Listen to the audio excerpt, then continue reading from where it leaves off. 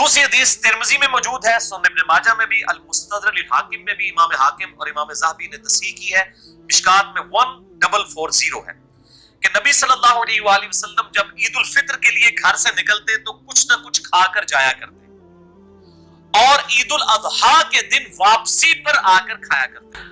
इसी कॉन्टेक्स्ट में सही बुखारी में एक और हदीस है, मिशकात में 1433 कि नबी सल्लल्लाहु अलैहि वसल्लम ईद उल फित्र के दिन ताक अदद में खजूरें जो है वो खाकर जाया करते थे, तनावुल फरमाकर। यानी छोटी ईद के लिए जाना है तो कुछ खाकर और खा के जाना है ताक तादाद में खजूरें। अब ताक में सिर्फ 3 से नहीं ताक शुरू होता, एक भी खा सकते हैं, वो ताक में शुमार होगा, 1 3 5 7 जितने भी हो सकते हैं। बाहर बाहर खजूरें ही थोड़ी हो गए जी ताक है, ताक 3 तो नहीं शुरू होता, ताक 1 तो शुरू होता है। बुखारी मुस्लिम की हदीस है, अल्लाह वित्र है और वित्र से मोहब्बत फरमाता है।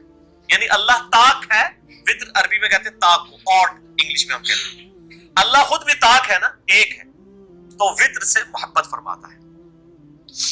तीसरी हदीस भी सही बुखारी से है, मिशकात में 1434 कि नबी सल्लल्लाहु अलैहि वसल्लम ईद वाले दिन रास्ता तब्दील फरमाकर जाया करते थे।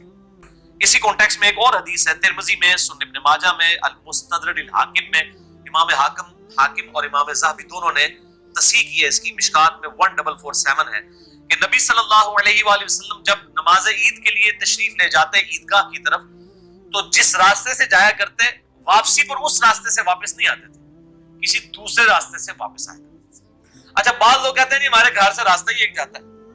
भाई चाहे एक रास्ता भी जाता हो, आप वापसी पे जब निकले तो किसी दूसरी तरफ से होकर फिर उसी रास्ते से वापस आ जाए तो दूसरा रास्ता शुमार हो जाएगा।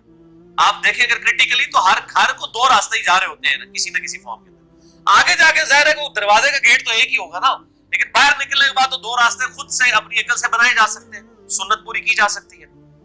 इसी कॉन्टेक्स्ट में अब्दुल्लाह बिन उमर के बारे में आते हैं रज़ियल्लाहु तआला अन्हु, अल-मुवत्ता इमाम मालिक में गोल्डन चेन के साथ इमाम नाफे बयान कर रहे हैं और इमाम नाफे से इमाम मालिक बयान कर रहे हैं कि वो ईद की नमाज के लिए घर से गुस्ल करके जाया करते थे। तो इजमा है उम्मत का कि ईद वाले दिन गुस्ल किया जाए और अगर नए कपड़े हो तो वो पहने जाए। और ये नए कपड़े पहनना कोई सुन्नत मौक़िदा नहीं है कि जरूरी नए कपड़े पहनने।